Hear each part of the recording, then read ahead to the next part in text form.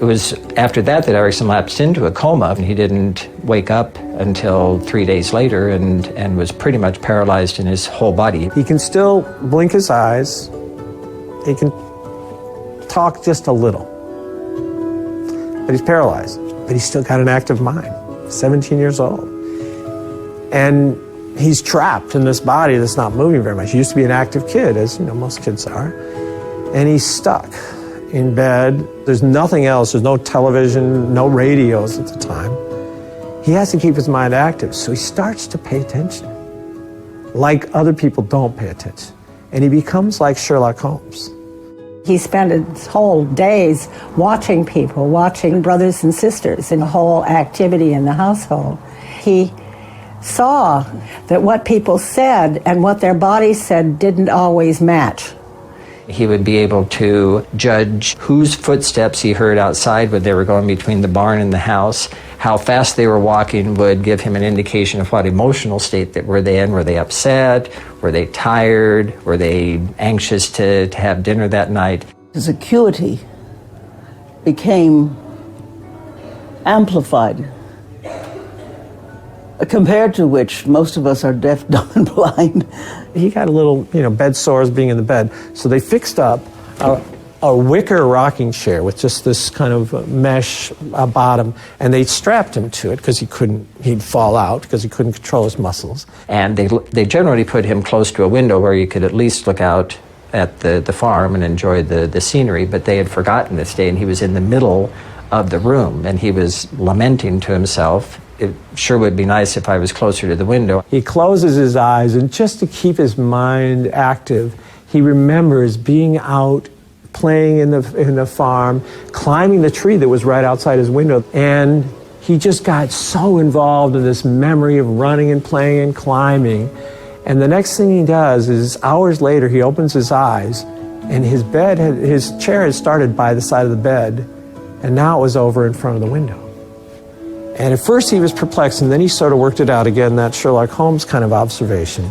He started to get involved in the remembering of running and playing and climbing. And he looked down at his arms, and he could see that one of his arms was getting a little redder, more blood flow perhaps. Now he couldn't consciously control his muscles, but as he remembered reaching up for the next rung on the tree, or the ladder up to the tree, he noticed his arm moved a little. It was a muscle memory. He couldn't move consciously, but non-consciously, he could evoke the memory of movement which would move him, and it must have started to move his body in such a way that the chair rocked and moved a little at a time over the course of hours to the window. That was the beginning of Erickson calling into question these truths that he was being told about his own abilities. Erickson had an almost magical ability to spark change in people. Unlike traditional therapists who followed a rigid playbook, Erickson was all about flexibility and creativity. He believed that every person has the resources to solve their problems. You just need to nudge them in the right direction. His approach, called strategic therapy, was about designing small, clever interventions to shift how people interact. Think of it like dropping a pebble in a pond. The ripples change the whole system. He was like a jazz musician, improvising to fit each person's unique rhythm. He doesn't lecture them or analyze their childhoods. Instead, he tells this quirky story about a farmer and a stubborn mule, and somehow, by the end, this couple is laughing and seeing their problem in a new light. It's like watching a master storyteller rewrite their reality. Erickson's work inspired what we now call brief therapy, short focus interventions that get results fast. Now let's dive a little bit into his bread and butter. Hypnosis isn't just stage tricks or swinging pocket watches. It's a powerful tool for unlocking the mind's potential, and Erickson was a master at using it to spark transformation. Let's set the stage. A hypnotic trance is like slipping into a focused, relaxed state where your mind becomes more open to suggestion. It's not about being under control or asleep. It's more like daydreaming or getting lost in a great book. In this state, some pretty wild things can happen, what we call hypnotic phenomena. These are like the mind's superpowers, showing up in ways that feel almost magical. Let me present to you some of the most interesting ones. One phenomenon is amnesia, where someone in a trance might forget certain things, like a conversation or an event, as if it's been tucked away in a mental drawer. On the flip side, there's hypermnesia, where memories become vivid, like turning up the brightness on a movie screen. Imagine suddenly recalling a childhood moment in technicolor detail, smells, sounds, everything. Then there's anesthesia, when parts of the body lose sensation. Its opposite, hypersensibility, makes you hyper-aware, like feeling every breeze on your skin. Catalepsy is when your body holds a position like a statue balanced perfectly in a trance. It's a sign of deep focus, where your muscles respond to the mind's calm. Flexibility, its counterpart, it's a fluid responsiveness, like moving effortlessly in a dance. Positive hallucinations mean seeing or hearing something that isn't there, like imagining a beach so vividly you hear the waves. Negative hallucinations are the opposite, not noticing something that's right in front of you, like ignoring a distraction or not finding your keys and then realizing they were in front of you or in your pocket the whole time.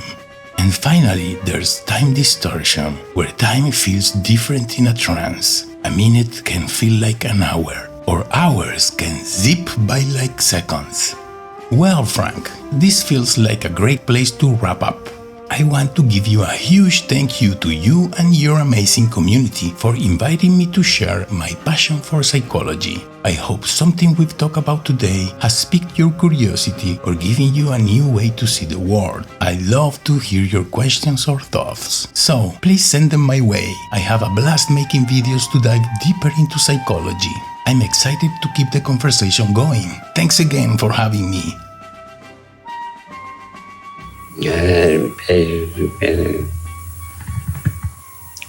psychoanalytic therapy 5 times a week for 5 years and tried other therapists for varying periods of time.